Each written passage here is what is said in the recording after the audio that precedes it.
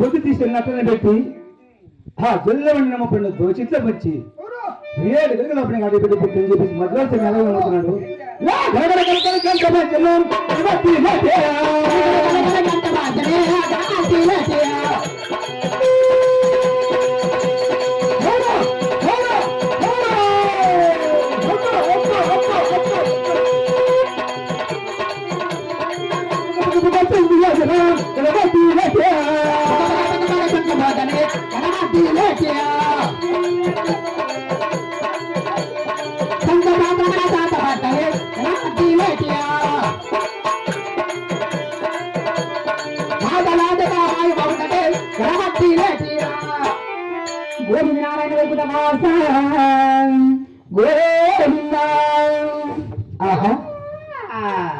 మా ఎన్నగారు 700